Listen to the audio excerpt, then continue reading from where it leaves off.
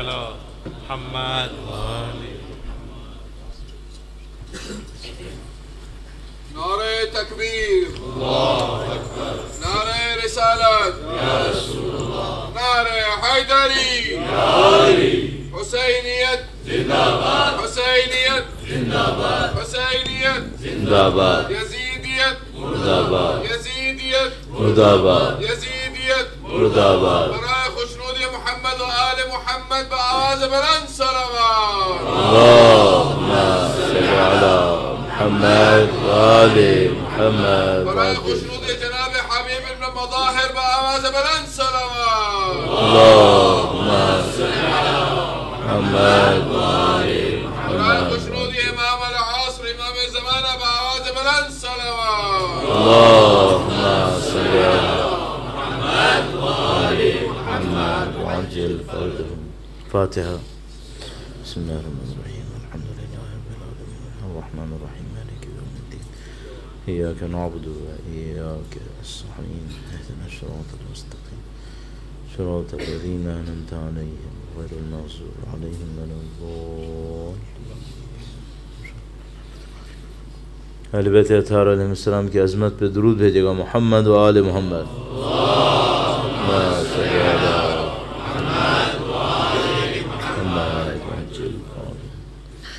ایک بار پھر درود بھیجے گا محمد و آل محمد پر. صلی علی محمد و آل محمد وعجل. اعوذ باللہ من الشیطان الرجیم. بسم اللہ الرحمن الرحیم. الحمد للہ رب العالمین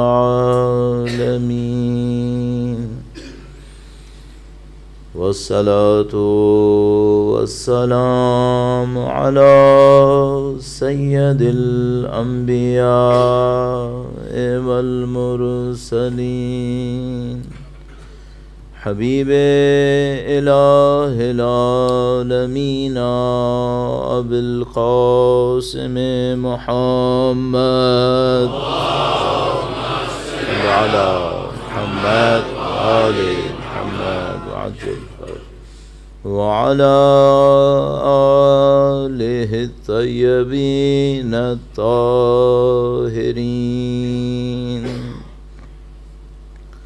سیما بقیت اللہ فی الاراضین.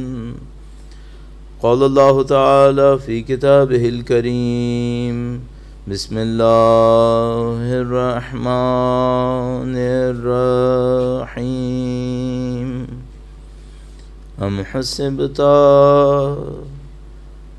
ان اصحاب الكهف والرقیم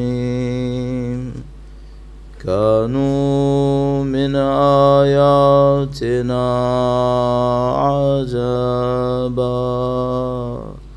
درود بھیجے گا محمد و آل محمد پر. صلی علی محمد و آل محمد وعجل فرجهم. پروردگار عالم کا انتہائی احسان ہے، انتہائی شکر ہے. اس نے ہمیں اس قابل بنایا کہ اہل بیت اطہار علیہ السلام کی محبت کو حاصل کر سکیں، ان کے فرش عزا پر بیٹھنا نصیب فرمایا. تاریخ میں لاکھوں لوگوں نے اس فرش عزا پر بیٹھنے کے لیے قربانیاں دیں. میں اور آپ جب کسی مجلس میں ہوتے ہیں، جب سید الشہداء کا ذکر کر رہے ہوتے ہیں، تو در حقیقت ان کے خون کے اثر میں ہم یہ کام انجام دے رہے ہوتے ہیں. سید الشہداء ان کے اصحاب کا مقدس خون اور ان کے ماننے والوں کا وہ پاکیزہ خون جو اس عزاداری کے دفاع کی راہ میں اب تک اللہ کے حضور پیش کیا گیا. اس دعا کے ساتھ کہ انشاءاللہ خدا ہمیں ان کی قربانیوں کے صدقے میں امام کا مزید قرب نصیب فرمائے. ہمیں ہماری اولادوں کو قیامت تک اہل بیت کے بہترین چاہنے والوں میں قرار فرمائے. پرچم عزا کو سربلند رکھنے والوں میں قرار فرمائے، امام کے ظہور کا دن دیکھنا نصیب فرمائے، ان کی نصرت کی راہ میں شہادت نصیب فرمائے۔ تمام دعاؤں کی قبولیت کے لیے درود بھیجیں محمد و آل محمد پر۔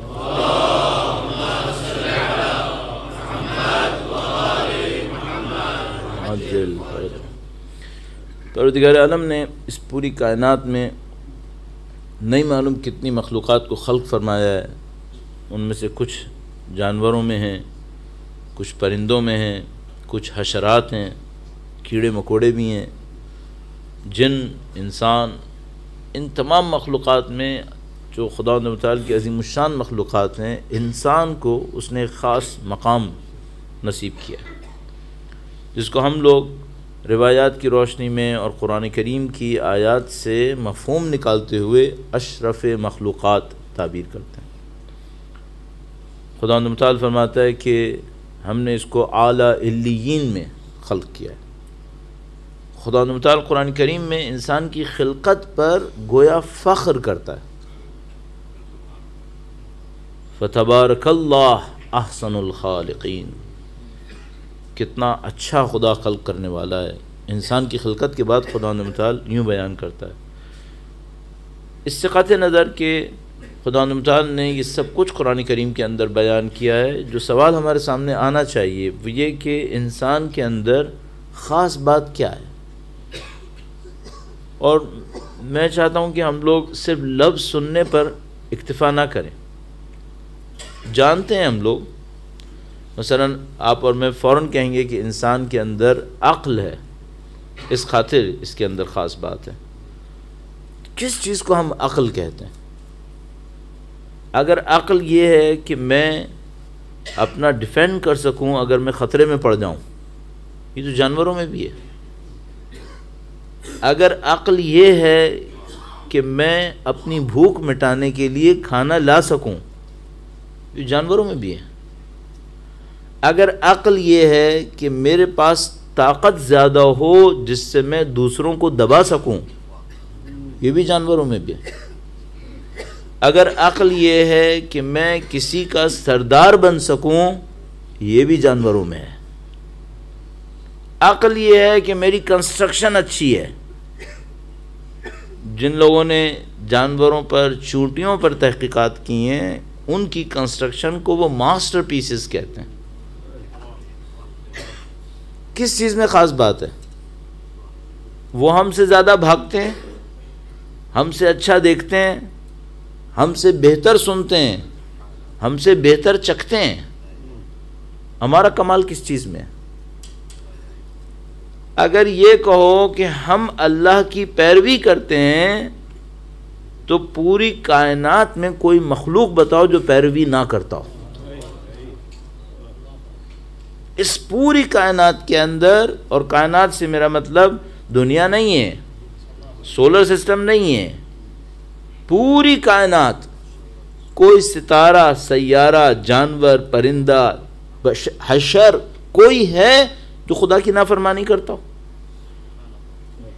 سب خدا کے فرمان بردار ہیں۔ وَكُلٌّ فِي فَلَكٍ يَسْبَحُونَ، سب کے سب اپنے طے شدہ مدار میں چلتے رہتے ہیں، کوئی نافرمان نہیں ہے۔ ان من شیء الا یسبح بحمدہ ولکن لا تفقہون تسبیحہم، کوئی چیز ایسی نہیں ہے جو اللہ کی پیروی میں اس کی تسبیح نہ کرتی ہو، لیکن تم لوگ سمجھ نہیں سکتے۔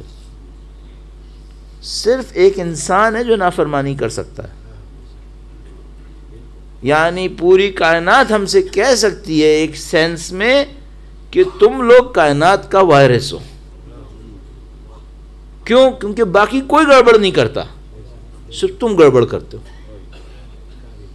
تو پھر کمال کس چیز میں ہے؟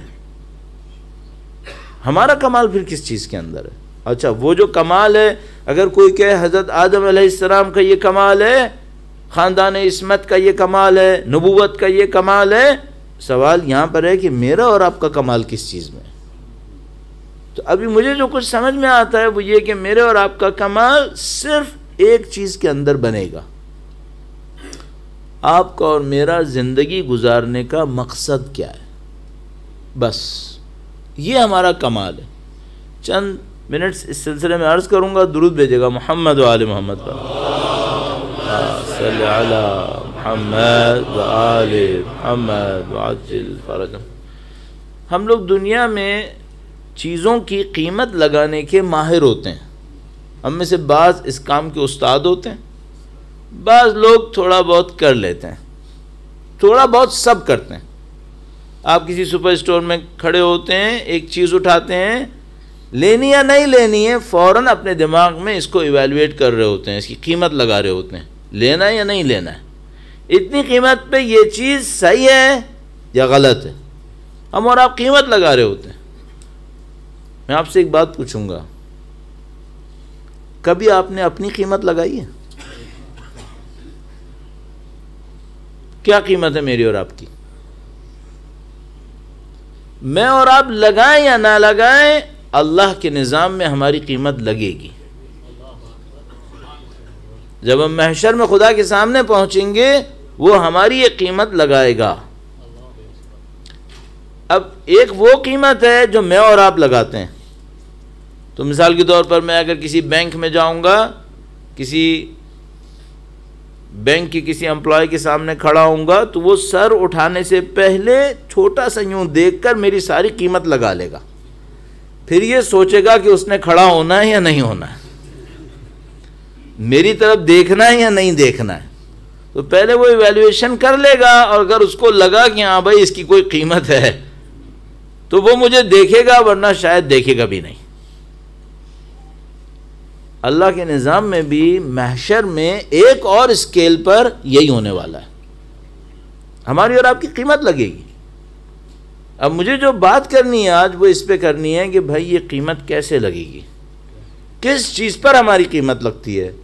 تو جو امپورٹنٹ پوائنٹ ہے وہ یہ کہ جن چیزوں سے دنیا میں لوگ ہماری قیمت لگاتے ہیں, یہ سب دنیا میں ختم ہو جائے گا. کتنی میرے پاس ایجوکیشن ہے, کیا میرے سی وی میں کیریئر ہے, کتنی میں نے ایسٹس بنائے, یہ سب کے سب میری موت کے ساتھ قبر میں نہیں جائیں گے. ان میں سے کسی نے نہیں جانا ہے.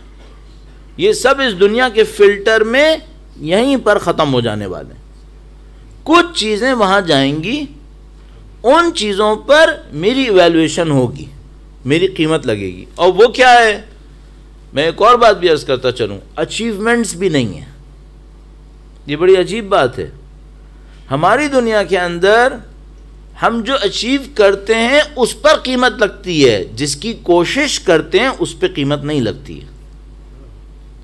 آپ اس بات کو دیکھ رہے ہیں؟ مثلا اگر میں نے یہ کوشش کی کہ میں 500 لوگوں کو ہیلتھ دوں, اس پر میری قیمت نہیں لگتی. قیمت اس پہ لگتی ہے کتنے لوگوں کو میں نے دیا. اگر میں نے کوشش کی کہ میں مثلا کہہ رہا ہوں پورا ایک شہر بناؤں, اس پہ قیمت نہیں لگے گی. قیمت اچیومنٹ پہ لگتی ہے دنیا کے اندر.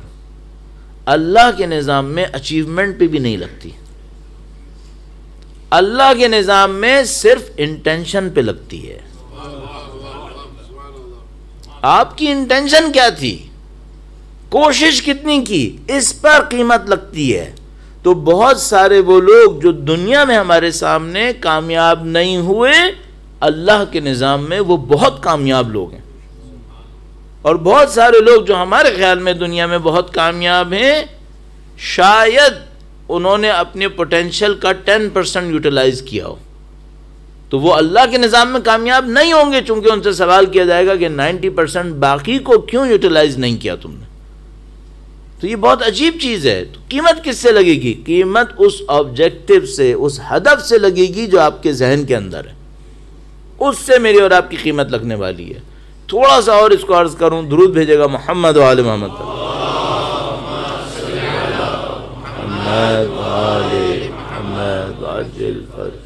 اگر کوئی آپ سے پوچھے, مجھ سے پوچھے, تمہارا دنیا میں آبجیکٹو کیا ہے, مین آبجیکٹو, آپ اور میں کیا جواب دیں گے؟ دنیا داروں کے پاس کچھ جواب ہوتے ہیں, آخرت والوں کے پاس کچھ اور جواب ہوتے ہیں.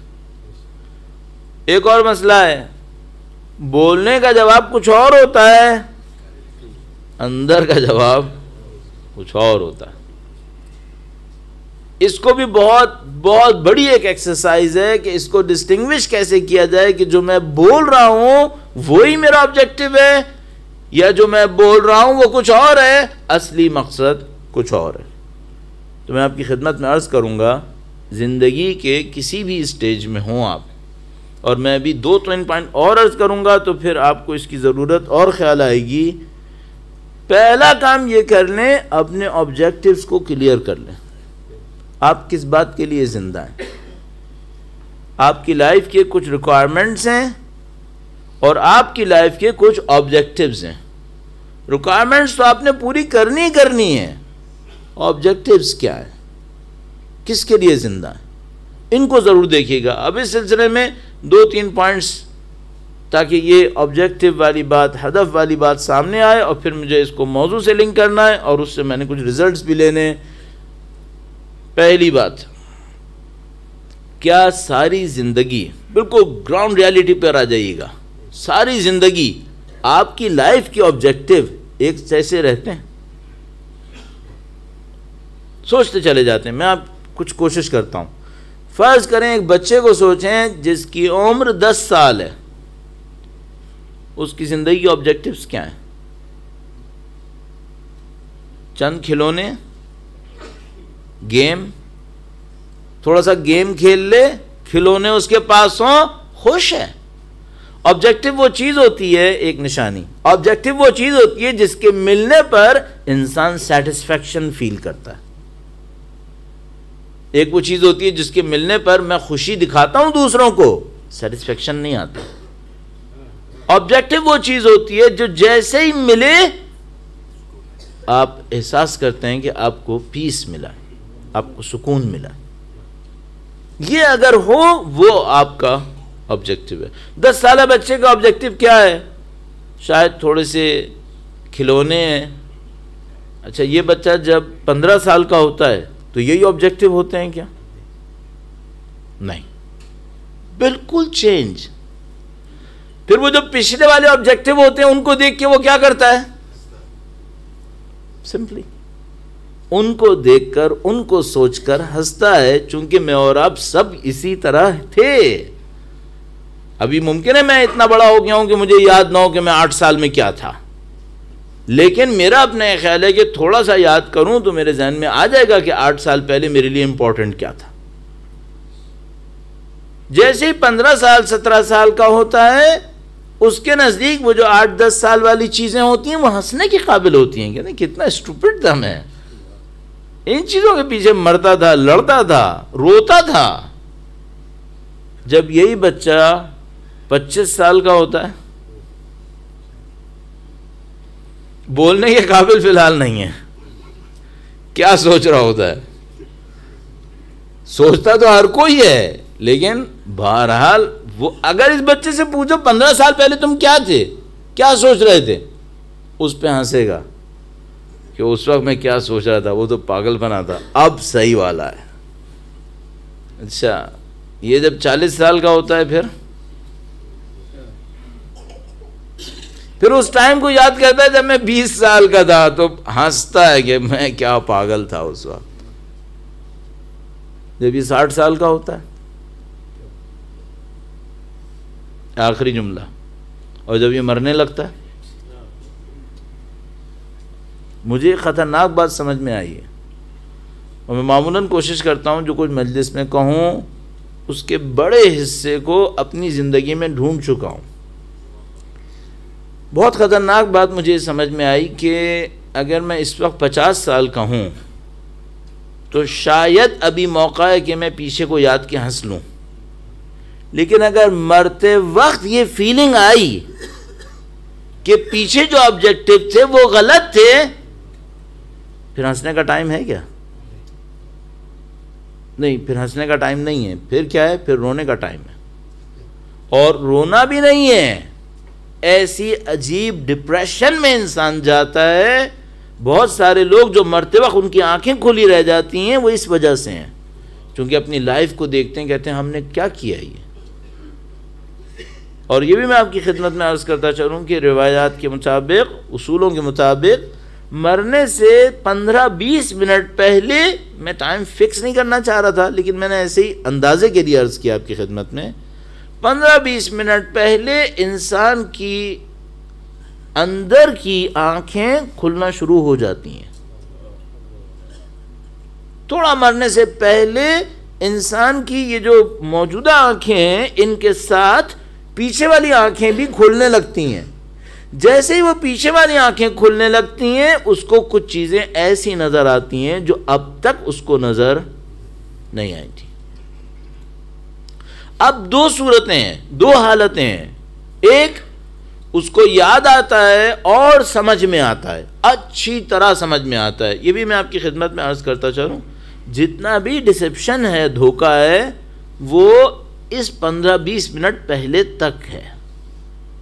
برزخ میں کوئی دھوکہ نہیں ہے، آخرت میں کوئی دھوکہ نہیں ہے. جو بھی دھوکہ ہے برزخ سے پہلے ہے، بعد میں دھوکہ نہیں ہے، صرف ریالٹی ہے، ادھر کوئی ڈسیپشن نہیں ہے. تو یہ جتنا دھوکہ ہے یہ مرنے سے چند منٹ پہلے اس کی آنکھیں کھلتی ہیں، سارا دھوکہ اس کے سامنے کلیئر ہو جاتا ہے.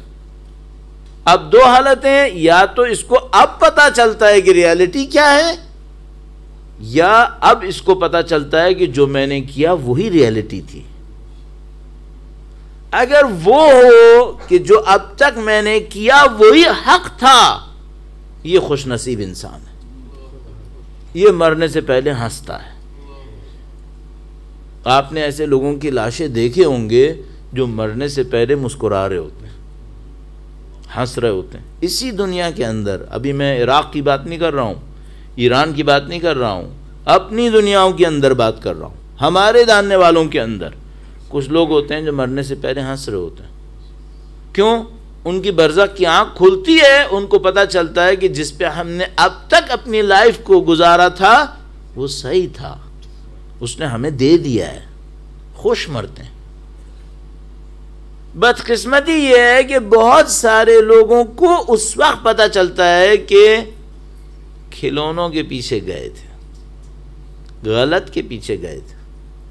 یہ مجھے اس وقت سمجھ میں آ رہا ہے. ابھی مولا کا ایک فرمان عرض کروں گا، درود بھیجے گا محمد و آل محمد.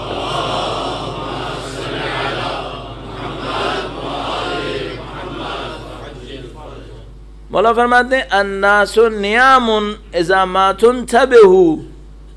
غور کیجئے گا، عجیب قول ہے. فرماتے ہیں لوگ سو رہے ہیں، جب مریں گے تو جاگ جائیں گے.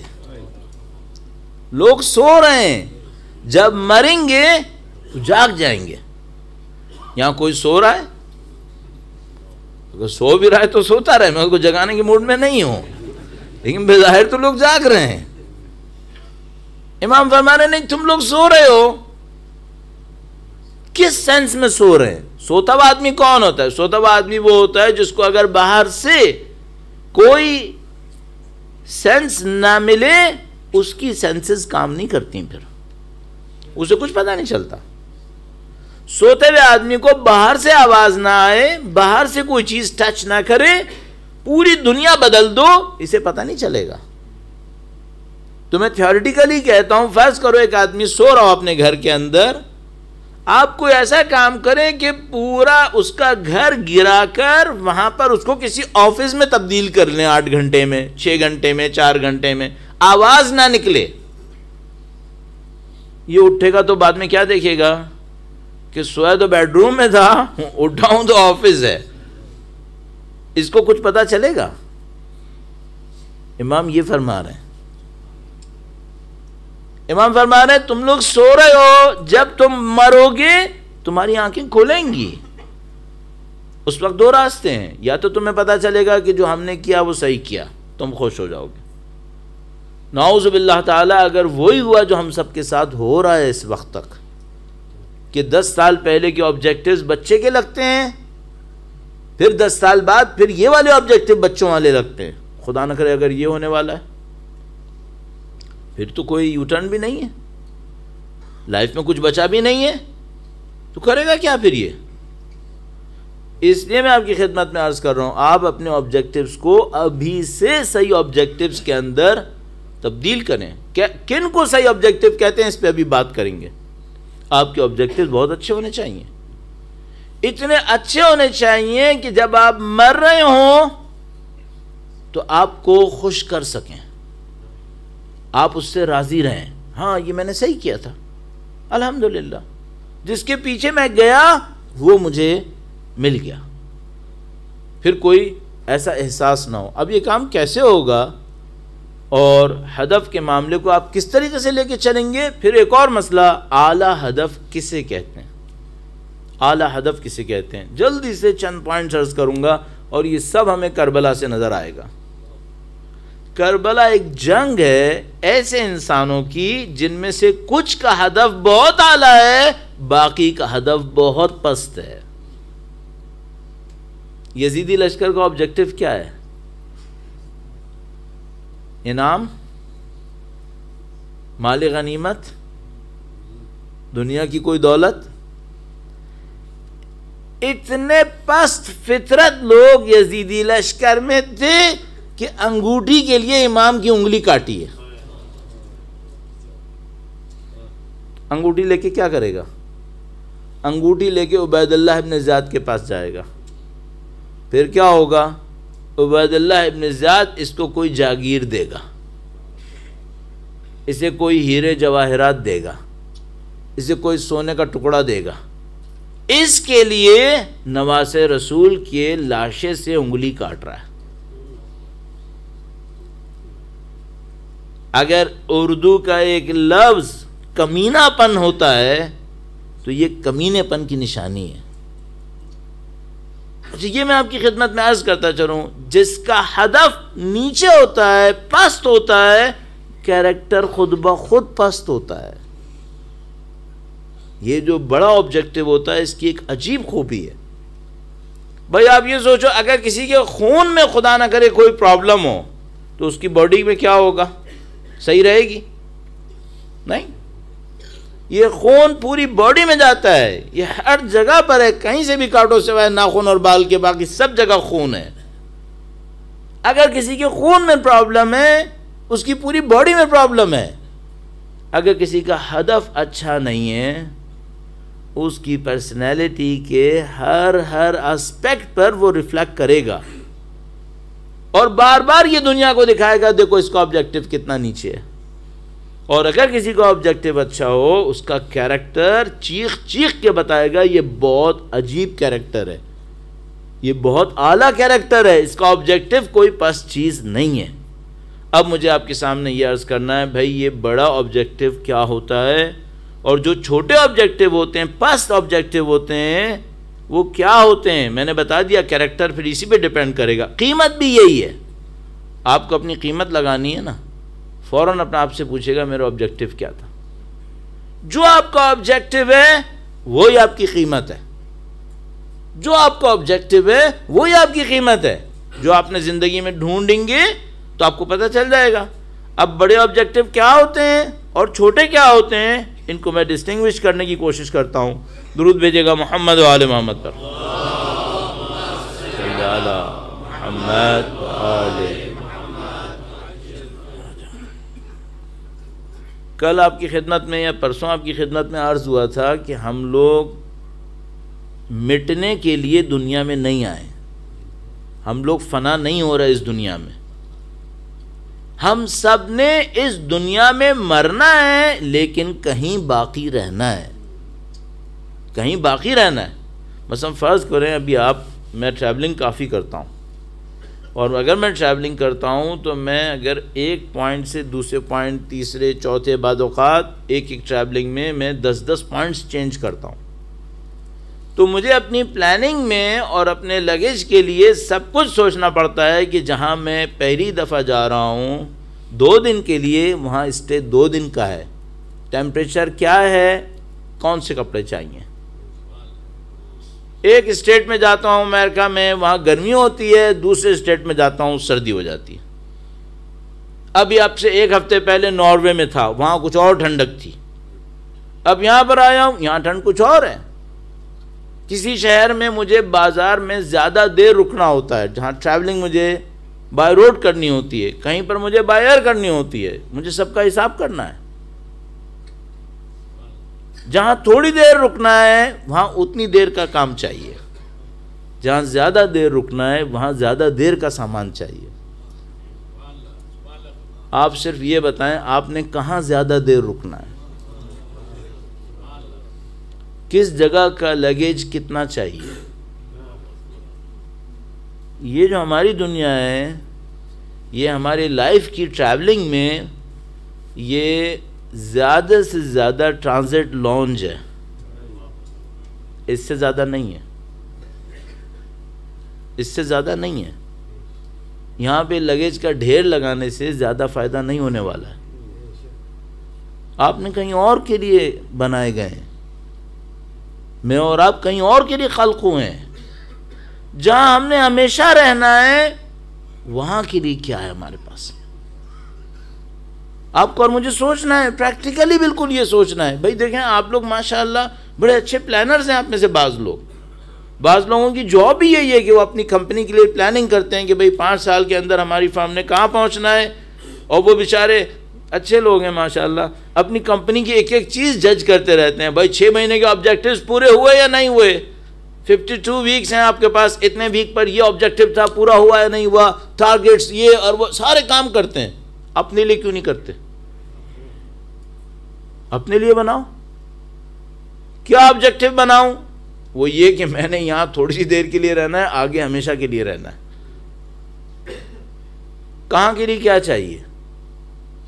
ہر کپڑا ہر جگہ نہیں چلتا ہے۔ جہاں پہ ٹیمپریچر آلریڈی 40 ہو وہاں پہ تم اوور کوٹ لے کے کیا کرو گے؟ قیامت میں کچھ اور چلنا ہے۔ آپ کا آبجیکٹیو کیا ہے؟ اپنا آبجیکٹیو بناؤ۔ اچھا بڑا آبجیکٹیو کیا ہوگا؟ جو زیادہ دیر تک ساتھ رہے گا۔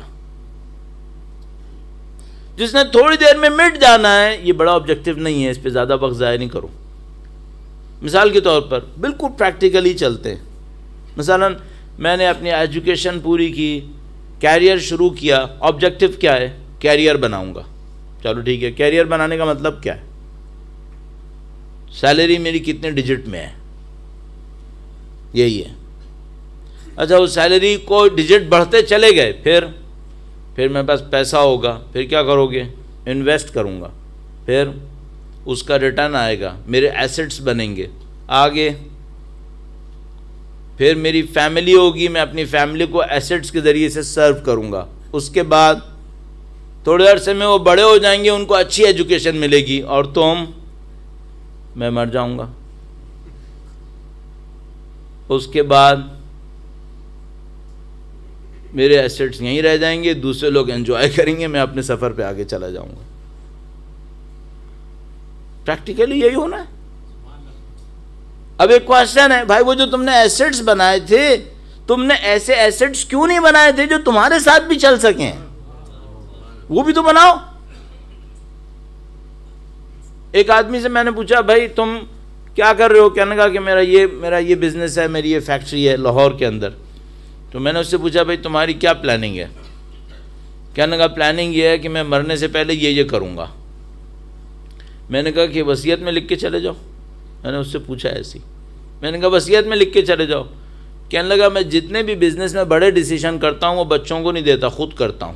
اتنا بڑا ڈیسیشن ان کو حوالے کیوں کروں؟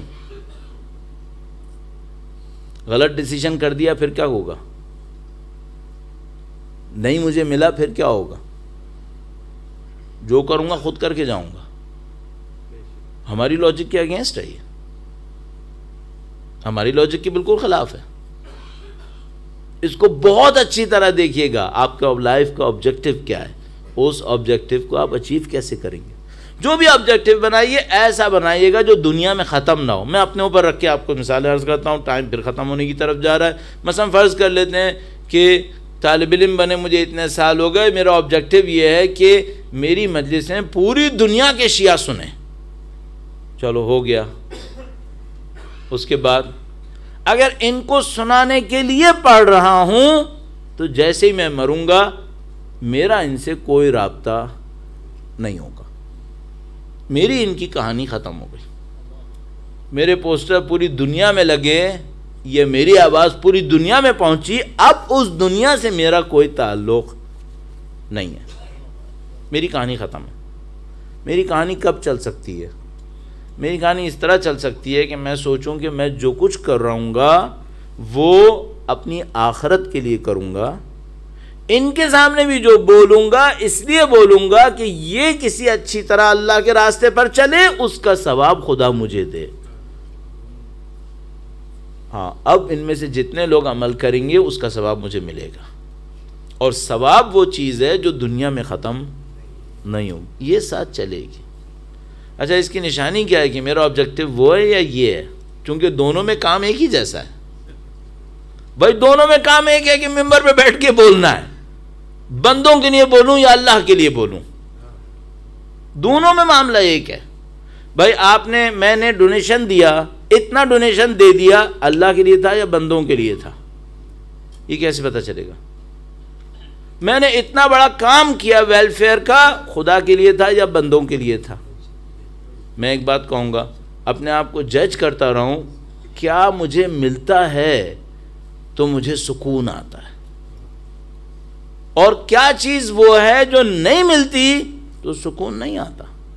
مثال کے طور پر میں نے تقریر کی, لوگوں نے واہ واہ کی, لوگ بڑے خوش ہوئے, میرے نام کا ڈنکا بجا, اور میں مطمئن اپنے گھر گیا کہ میرا کام پورا ہو گیا. اس کا مطلب ہے میرا آبجیکٹو بندے ہی تھے, وہ خوش ہو گئے, انہوں نے میری تعریف کر دی, میرا معاملہ ختم. اس کا مطلب ہے یہ میرا آبجیکٹو تھا, یہی میری قیمت ہے. اچھا, دوسرا یہ ہے کہ بھائی میرا آبجیکٹو لوگ نہیں تھے, میرا آبجیکٹو خدا تھا, مجھے خدا کا دین دینا تھا, میں نے خدا کا دین دیا, لوگوں نے مجھے گالیاں دیں, اور میں ڈپریس ہو گیا کہ لوگوں نے پسند ہی نہیں کیا. میرا آبجیکٹو کون ہے؟ ابھی بھی بندے ہیں. کیوں؟ ان کے خوش نہ ہونے سے میں ڈپریس ہو رہا ہوں. اگر آبجیکٹو خدا ہے, یہ خوش ہوں یا نہ ہوں, تم پہ کیا اثر پڑا؟ تم کیوں ڈپریس ہو رہے ہو؟ بھائی آپ نے بہت بڑا ایک ویلفیئر کا کام کیا, ابھی مذاق سوچیے. مثلا ایک آدمی نے آپ کے سوسائٹی کو, کمیونٹی کو بہت بڑا ڈونیشن دیا, اس کا نام اناؤنس ہونے لگا, نام غلط اناؤنس ہو گیا.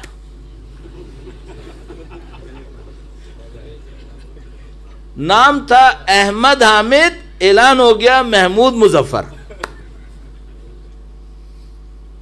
یہ آدمی آبجیکٹو تو نہیں, کوئی آبجیکشن تو نہیں کرے گا؟ کیوں کر رہا ہے؟ اس نے کیا نام کے لیے ڈونیشن دیا تھا؟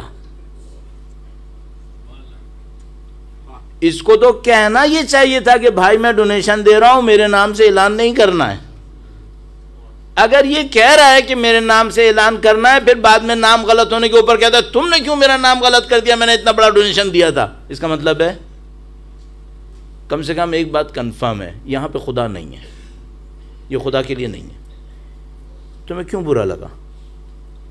مثلا فرض کریں, اپنے اوپر رکھ کے بول دیتا ہوں, ایک آپ پہ رکھا ہے اپنے پر, ایسے ہی کروں نا تاکہ ناراضگی کا لیول برابر کا رہے. ٹھیک ہے یار, اپنے آپ کو بھی تو برا بھلا کہہ رہا ہے. یہ میں نے ایک بات کہی, کوئی مجلس میں ایک بات کہی, فرض کر لیتے ہیں بڑی اچھی اپنی دانش میں, بڑا مارکہ نکال کر کوئی پوائنٹ میں نے دیا, بعد میں میں کہیں بیٹھا ہوں اور وہاں لوگ وہی پوائنٹ کسی اور کے بارے میں کہہ رہے ہیں, نہیں اس نے کہا تھا. مجھے برا تو نہیں لگ رہا؟ اگر مجھے برا لگ رہا ہے, اس کا مطلب یہ ہے کہ میرا کام اللہ کے لیے نہیں ہے, کام خراب ہے. کیوں؟ تمہیں پوائنٹ ڈیلیور کرنا تھا, وہ تم نے ڈیلیور کر دیا, جس نے لینا تھا اس نے لے لیا, وہی کسی اور کا نام سمجھ رہا ہے, تمہیں کیوں برا لگ رہا ہے؟ کام خدا کے لیے کرو. اس طرح ہمارے آبجیکٹیوز مس ہو جاتے ہیں, مکس ہو جاتے ہیں, ہم کنفیوژن میں رہ جاتے ہیں کہ ہم صحیح کر رہے ہیں, شاید صحیح نہیں ہو رہا ہوتا. بہت محنت کریں گے تو پتہ چلے گا بھائی ہمارا صحیح آبجیکٹیو ہے کیا چیز. اس کے بعد دیکھنا ہوگا یہ آبجیکٹیو ہے کس قابل.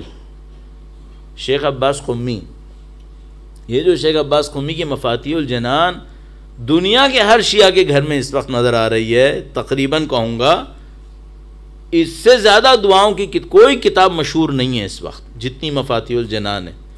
شیخ عباس قمی اس معاملے میں کتنے مخلص تھے۔ ایک دفعہ عراق گئے، ٹیلی کمیونیکیشن تھی نہیں اس موقع کے اوپر اتنی، عراق گئے، لیکن وہ ان خوش نصیبوں میں سے تھے جن کی کتاب ان سے پہلے پہنچ جا گئی تھی۔ وہ عراق پہنچتے اس سے پہلے ان کی کتاب لوگ پہچانتے تھے، لوگ پڑھتے تھے۔ تو وہ ایک مسجد میں تھے، ان کے برابر میں کوئی عراقی طالب علم تھا، اس کے ہاتھ میں انہی کی کتاب تھی مفاتیح الجنان، اور وہ مفاتیح الجنان سے کچھ دعائیں پڑھ رہا تھا اور بہت خوش ہو رہا تھا کہ کتاب بہت اچھی کتاب ہے۔ تو خود سے کہنے لگا دیکھو کتنی اچھی کتاب ہے، بہت اچھی کتاب ہے۔ شیخ عباس قمی برابر میں بیٹھے تھے، کہنے لگے کون سی کتاب ہے؟ کہنے لگا مفاتیح الجنان۔ میں اور آپ ہوتے تو کیا کرتے؟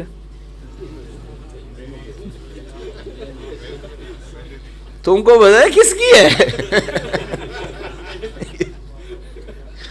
شیخ عباس قمی نے کہا کوئی خاص کتاب نہیں ہے، کوئی خاص کتاب نہیں ہے، پچھلوں نے اس سے اچھی کتابیں لکھی ہیں۔ اس نے جو سنا وہ لڑنے پہ آ گیا، کہنے لگا تم کو پتہ ہے پہلے والوں نے کون کون سی کتابیں لکھی ہیں اور یہ کتاب کیا ہے؟ تمہیں شاید کتابوں کا پتہ ہی نہیں ہے، یہ کتاب اتنی زبردست ہے، اس میں یہ ہے، اس میں وہ۔ شیخ عباس قمی سے بار بار کہہ رہے ہیں ہاں ہے، لیکن اس سے پہلے والوں نے بہتر لکھی ہے۔ وہ تھوڑی دیر تک لڑتا رہا، پھر کوئی پیچھے تھا بندہ خدا، وہ سامنے آیا، کہنے لگا بیوقوف تجھے پتہ ہے یہ کون ہے؟ یہ خود شیخ عباس ہے۔ اگر اس کے لکھنے والے میں اتنا خلوص نہ ہوتا، یہ کتاب میرے آپ کے دنیا کے ہر شیعہ کے گھر میں نہیں پہنچنی تھی۔ پھر ان کا آبجیکٹو کیا ہے؟ ان کا آبجیکٹو کتاب نہیں ہے،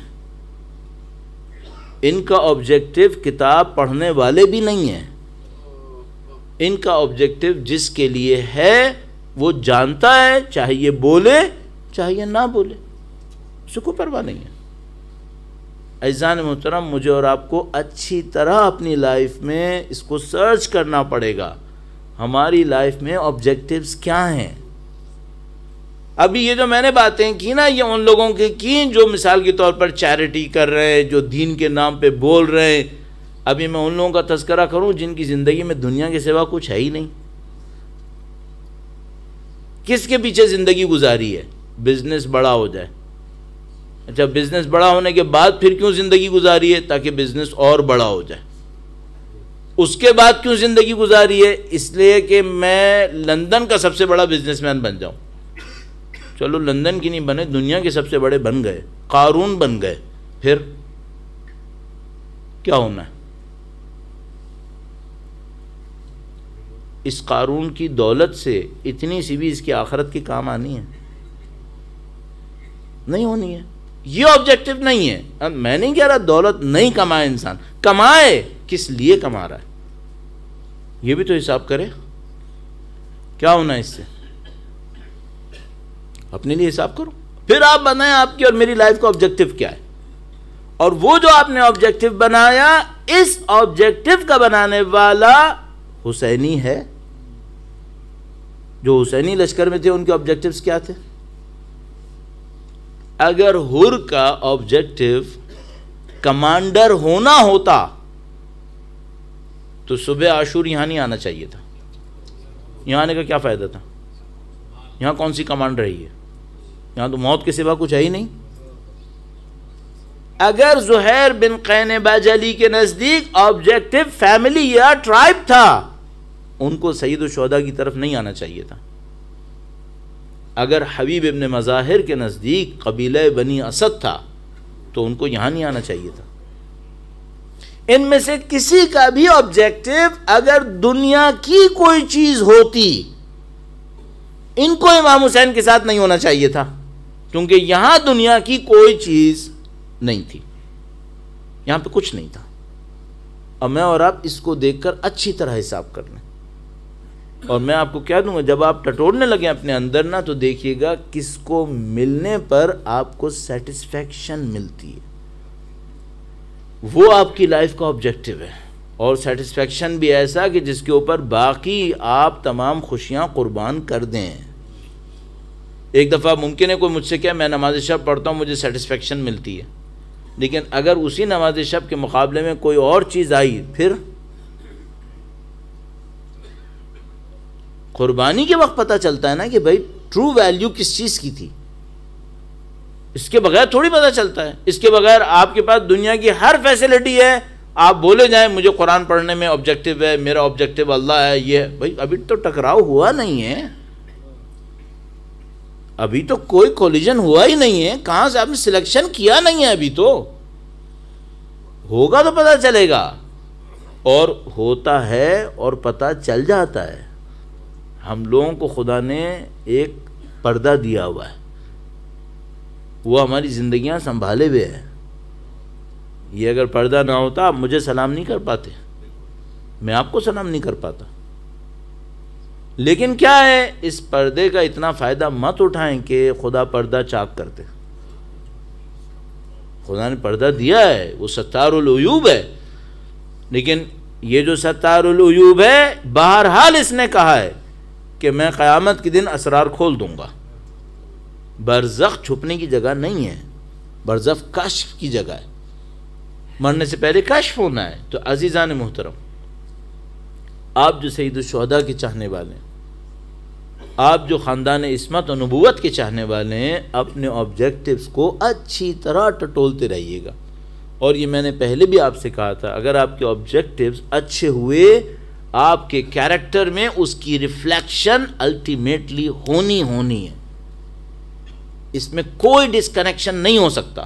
جس کے آبجیکٹیو اچھے ہوں گے اس کے کیریکٹر میں اس کی ریفلیکشن 100% آئے گی، اور جس کے آبجیکٹیوز اچھے نہیں ہوں گے اس کے کیریکٹر کا ایک ایک آسپیکٹ یہ چیخ رہا ہوگا کہ بھائی اس کا آبجیکٹیو اچھا نہیں ہے۔ جو میں نے آپ کو مثال میں بھی کہا کہ چھوٹے سے ڈونیشن پہ نام غلط ہو، میں کہتا ہوں میرا نام کیوں غلط لیا، نہیں برداشت کر پا رہا۔ آپ اور میں اس بات کو اچھی طرح سوچیں، جتنا میں اصرار کر سکتا تھا میں نے آپ کی خدمت میں کر لیا۔ اور یہ سب میں آپ کیوں عرض کر رہا ہوں آپ کی خدمت میں؟ اس لیے عرض کر رہا ہوں کہ صرف معاملہ ہسٹری کا نہیں ہے، ہماری لائف کا ہے۔ ہم لوگ جس دنیا سے گزر رہے ہیں یہ طے کرے گی کہ ہم کربلائی ہیں یا نہیں ہیں، ہم حسینی ہیں یا نہیں ہیں۔ ہم 61 ہجرہ کی کربلا میں نہیں ہیں، یہ زندگی ہمارے لیے کربلا ہونے کا فیصلہ کروا رہی ہے، اور اگلی کربلا میں ہمارے کیمپ کو آئیڈینٹیفائی کر رہی ہے کہ اگلی کربلا میں جب وقت کے امام تشریف لائیں ہم نے کس کیمپ میں جانا ہے۔ بولنے سے کیا ہوتا ہے؟ اب کیا بار بار تذکرہ اچھا نہیں ہے کہ کوفیوں نے سب کچھ بولا تھا؟ تو ہم لوگوں کی ضرورت اس بات کی ہے عزیزان محترم، بغیر فردر ٹائم ویسٹ کیے آپ اپنے آبجیکٹیو کو آئیڈینٹیفائی کریں، اس آبجیکٹیو کو ایویلویشن میں لے کر جائیں، کس قابل آبجیکٹیو تھا اب تک اور اس کی کیا ویلیو ہے اللہ کے نزدیک، آپ کو اپنی قیمت نظر آئے گی۔ اور اللہ کا دروازہ ہمیشہ کھلا ہوا ہے، اللہ کا دروازہ ہمیشہ کھلا ہوا ہے، کسی بھی ٹائم پر آپ اس کو ریئلائز کر لیں، اپنی زندگی کو چینج کریں۔ البتہ جب آپ چینج کرنے لگیں گے پھر فیصلے بہت ٹف ہوں گے، کیوں؟ پھر جو اٹیچمنٹس ہیں ان کو توڑنا پڑے گا، آپ کو کاٹنا پڑتا ہے پھر، اور وہ سب سے سخت مصیبت ہوتی ہے، کیونکہ اتنا انسان اٹیچ ہو چکا ہوتا ہے، پھر یہ سوچنا کہ سب کو چھوڑنا پڑے مصیبت بن جاتی ہے۔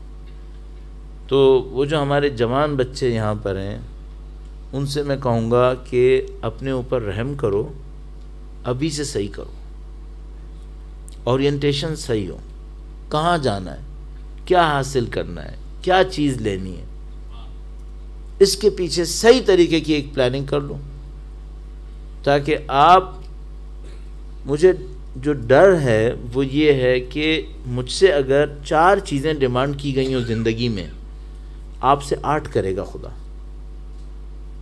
کیوں؟ آپ کا ٹائم بہت زبردست ٹائم ہے، اگر میری اور مجھ سے پچھلی نسل کا ٹائم غفلت کا ٹائم تھا، اس نسل کا ٹائم اویئرنیس کا ٹائم ہے. اب کوئی چیز چھپی ہوئی نہیں ہے، اب بالکل سب کرسٹل ہے ہم سب کے سامنے. یہ جو دھوکے تھے یہ بھی ہمارے سامنے کھل رہے ہیں. تو اب کسی طرح بھی اپنے آپ کو دھوکے میں ڈالنے کی کوئی گنجائش نہیں ہے ہمارے پاس. آپ الحمدللہ سید الشہداء کے چاہنے والے ہیں، ان کی انلائٹمنٹ آپ کے پاس موجود ہے. یہ جو اللہ کے رسول نے فرمایا ان الحسین مصباح الہدا و سفینۃ النجات، یہ جملہ بہت کمپریہنسو ہے. مصباح الہدا و سفینۃ النجات. آپ سید الشہداء سے ہدایت لیں، ان سے پوچھیں آپ کے آبجیکٹو کیا ہونے چاہیے. ان کی جو بھی تعلیم ہے وہ یونیورسل ہے، لمیٹڈ نہیں ہے کسی ایک پیریڈ کے اندر یا کسی جغرافی کے اندر. اور الحمدللہ ہمارے سامنے بہت ساری مثالیں. اگر سید الشہداء اکیلے شہید ہو رہے ہوتے تو شاید ہم میں سے کوئی کہتا کہ ایک معصوم نے معصوم ہونے کے ناطے اس طرح جان دے دی. لیکن سید الشہداء اکیلے نہیں ہیں. سید الشہداء کے ساتھ بہت سارے ایسے لوگ ہیں جو ہم سب کی مختلف کیٹیگریز کی نمائندگی کر رہے ہیں. یہاں جوان بھی ہیں، کم عمر بھی ہیں، بچے بھی ہیں، ادھیڑ عمر، بوڑھے، عالم، جنگجو، لوہار، سب موجود ہیں یہاں پر، سب ہماری نمائندگی میں، کہ کل میرے پاس کوئی عذر باقی نہ رہے. سب حجت خدا پہ قربان ہونے کے لیے تیار. اور جیسے ہی میں نے آپ سے کہا کہ یہاں پر بوڑھے بھی ہیں، آپ کا ذہن فوراً جائے گا حبیب ابن مظاہر کی طرف. یہ کربلا بہت عجیب جگہ ہے. کربلا سب کو بتانے کے لیے ہے، سب کو سکھانے کے لیے. حبیب ابن مظاہر کا کردار اس کربلا کے معرکے کے اندر ایک عمر رسیدہ شخص کا کردار ہے جو ظاہر میں بوڑھا ہے، اندر سے جوان ہے. حبیب ابن مظاہر خود سید الشہداء سے عمر میں 10 سال سے زیادہ بڑے ہیں. جب سید الشہداء کو بچپنے میں دیکھا تھا تو سید الشہداء سے دوستی کی تھی. سید الشہداء حبیب ابن مظاہر سے بہت چھوٹے تھے عمر کے اندر، لیکن حبیب ابن مظاہر اپنی تمام تر عمر کے ساتھ امام حسین کے سامنے تابع دار غلام بن کے کھڑے ہوتے تھے، نواز رسول کے احترام میں. اور گویا اللہ کے رسول کی زیارت بھی امام حسین کے توسط سے کی تھی، امام حسین کے دوست ہونے کے ناطے. بچپنے سے سید الشہداء کے ساتھ تھے، اور سید الشہداء کی دعاؤں کے صدقے میں خداوند متعال نے ان کو وہ مقام دیا تھا کہ جب سید الشہداء نے حسب روایات حبیب ابن مظاہر کو خط لکھا تو لکھا حسین کی طرف سے کوفہ کے فقیہ حبیب ابن مظاہر کے نام، کوفہ کے فقیہ حبیب ابن مظاہر کے نام. مسلم بن عقیل کے ساتھ دینے والوں میں آگے آگے ہانی ابن عروہ اور حبیب ابن مظاہر، یہ آگے آگے تھے حضرت مسلم بن عقیل کا ساتھ دینے والوں. ہر موقع پر اپنی جان کو پیش کرتے رہے. جب حضرت مسلم بن عقیل کا لوگوں نے ساتھ چھوڑ دیا، حبیب ابن مظاہر تقیے میں چلے، اپنے آپ کو مخفی گاہ میں لے کر گئے تاکہ کسی طریقے سے امام حسین کا ساتھ دے سکیں. ہمارے پاس روایات موجود ہیں جو علماء بیان فرما رہے ہیں کہ کس طرح امام حسین کربلا کے میدان میں ہیں اور دشمنوں کے لشکر پہ لشکر آئے چلے جا رہے ہیں. میں بی بی زینب سلام اللہ علیہا کے مصائب نہیں پڑھنا چاہتا اس وقت، لیکن شاید امام حسین کے لیے عاشور کے دن سے پہلے انتہائی سخت تشویش کا ایک سبب بی بی زینب سلام اللہ علیہا کی پریشانی تھی. بی بی پریشان ہو جایا کرتی تھیں اور امام حسین ان کو تسلیاں دیا کرتے تھے. یہ ایک علیحدہ معرکہ ہے جس پر اشارہ کبھی بعد میں کروں گا کہ جو شب عاشور سے پہلے پریشان ہو رہی تھی وہ شام غریبہ پہ پریشان کیوں نہیں ہوئی ہے. یہ ایک علیحدہ معرکہ ہے. بی بی پریشان ہو کر اپنے بھائی سے کہتی تھی کہ بھیا دشمنوں کا لشکر آئے جا رہا ہے, آپ کا ساتھ دینے والا کوئی نہیں ہے, آپ تنہا رہ گئے. اس پریشانی کے عالم میں گویا سید الشہداء نے فرمایا کہ بی بی میرا بھی ایک دوست ہے, میں اپنے دوست کو خط لکھوں گا. گویا حبیب ابن مظاہر کو جب خط ملا, حالات انتہائی تشویشناک, ان کے جانے کا کوئی راستہ موجود نہیں ہے. حبیب ابن مظاہر نے امام حسین کا خط دیکھا. میں آپ سے کہوں گا صرف اپنے تصور میں سوچئے گا کہ حبیب ابن مظاہر کو ابھی پتہ چلے کہ میرا آقا حسین کربلا میں محاصرے میں آ گیا ہے, کیا کیفیت گزری ہوگی حبیب ابن مظاہر پر. یقیناً ماتم کیا ہوگا, یقیناً گریہ کیا ہوگا کہ میرے خدا نواز رسول کس مصیبت میں ہے. اور میرے خیال میں اس پہ گریہ کم ہوا ہوگا, زیادہ گریہ اس بات پہ کیا ہوگا کہ غربت کا کیا عالم ہے کہ حسین مجھے بلا رہے. ایک کیسی غربت ہے حسین کی کہ 74-75 سال کا بوڑھا نصرت کے لیے بلایا جا رہا ہے. گویا حبیب ابن مظاہر تیار ہوئے.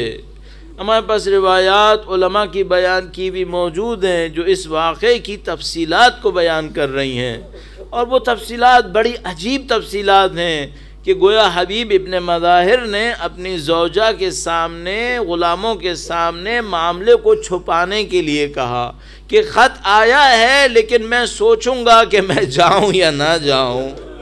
حبیب ابن مظاہر کی زوجہ وہ مومنہ چلا اٹھی کہ ارے حبیب, نواز رسول بلا رہا ہے, حسین ابن علی آپ کا بچپن کا ساتھی, وہ جس کے لیے آپ نے قسمیں کھائی ہیں.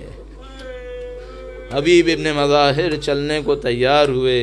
اللہ سے بار بار ایک دعا کروں گا اور اللہ سے کہوں گا خدایا تو ان جذبات کو جانتا ہے, خدایا اگر بڑھاپا دینا ہے تو حبیب کا بڑھاپا دے دے, یا تو جوانی میں شہادت دے, اور اگر تو نے بڑھاپا دینا ہے تو حبیب کا بڑھاپا دے دے. عشق حسین میں زندگی گزرے, عشق حسین میں موت آئے, یہ حبیب کی زندگی ہے. شہر سے باہر نکلے. ہمارے پاس مختلف روایات موجود ہیں, بیان کرنے والے بیان کرتے ہیں, کہتے ہیں جب حبیب ابن مظاہر شہر کے باہر آئے تو غلام سواری کو لے کر تیار تھا, اور گویا سواری سے کہہ رہا تھا کہ تو پرواہ نہ کر, اگر حبیب نہ بھی آئے تو میں جاؤں گا نصرت کے لیے. نہیں معلوم اگر یہ روایات صحیح ہیں یا روایات صحیح نہیں ہیں, ہمیں اتنا پتہ ہے حسین غریب الوطن تھا, کوئی ساتھ دینے والا نہیں تھا. حبیب ابن مظاہر اپنے بھائی, اپنے مولا آقا کی نصرت کے لیے کربلا کے میدان میں گویا کیا پہنچے. خواتین میں مخدرات میں خوشی دوڑ گئی کہ ارے کوئی تو آیا حسین کا ساتھ دینے کو. گویا سلام بھجوایا ثانیہ زہرا نے کہ حبیب تم پر ہمارا سلام, اور حبیب سجدہ شکر میں کہ خدایا حسین کی غربت کا کیسا وقت آیا کہ مخدرات ایک آنے والے کو مجھ جیسے کو سلام بھجوا رہی ہیں. میں کہوں گا حبیب ابھی غربت بہت دیکھ لی ہے, تم تو چلے جاؤ گے, شام غریبہ زینب نے دیکھ لی ہے. حبیب ابن مظاہر امام حسین کے ساتھ ہوئے. ارے یہ عجیب بوڑھا ہے, یہ جوانوں سے زیادہ طاقتور ہے, طاقت کی نشانی دیکھنی ہے. امام حسین نے لشکر کے 3 حصے بنائے, ایک کو قلب کہا, ایک کو یمین کہا, ایک کو یسار کہا. حسین کے پاس قلب لشکر کے 3 حصے بنے, ایک کے سپہ سالار عباس ابو الفضل العباس، ایک کے سپہ سالار زہیر بن قین بجلی، دونوں جوان، دونوں طاقتور۔ اب تیسرے کا سپہ سالار کون ہے؟ حبیب ابن مظاہر ہے۔ یہ بوڑھا ہے لیکن اس کی رگوں میں جوانوں کا سا خون ہے، امام کے لیے قربان ہونے کو تیار ہے۔ مسلم بن اوسجہ جب زمین پر گرے تو حبیب سے کہا اے حبیب بس ایک وصیت ہے۔ حبیب نے کہا دیکھ مسلم، میں نے تیرا ساری زندگی ساتھ دیا، میں سوچتا تھا کہ اگر مسلم نے وصیت میں کچھ کہا تو میں پورا کروں گا، لیکن مسلم تجھے پتا ہے میں تیری وصیت پوری نہیں کر سکتا، میں تیرے پیچھے پیچھے آنے والا ہوں۔ مسلم نے کہا حبیب میں تجھے جانتا ہوں، میں اگر وصیت کروں گا تو تو پوری کرے گا، تو دیکھ میں تجھ کو ایک وصیت کر رہا ہوں، حسین کا ساتھ نہ چھوڑنا۔ حبیب نے کہا مسلم تو پرواہ نہ کر، دیکھ میں حسین کا ساتھ کبھی نہیں چھوڑوں گا، اور جو کہا وہ کر کے دکھا دیا۔ بوڑھا بھی خوب لڑا، بوڑھا بھی خوب لڑا، حسین کے نام پر اپنی لاش کے ٹکڑے کروا لیے، وہ سب کے سب قربان ہو گئے۔ میں کہوں گا حبیب شاید تو جنگ کا پاسا نہ بدل سکا، لیکن تو نے ایک بڑا کام کیا، تو نے زینب کے دل کو آرام دے دیا۔ الا لعنت اللہ علی القوم الظالمین وسیعلم الذین ظلموا ای منقلب ینقلبون۔ پروردگارا جیسا کہ دعا کی خدایا تو جلد از جلد شہادت نصیب فرما، اگر بڑھاپا دینا ہے تو حبیب کا سا بڑھاپا نصیب فرما، اہل بیت کی نصرت کی راہ میں شہادت نصیب فرما۔ ماتم حسین۔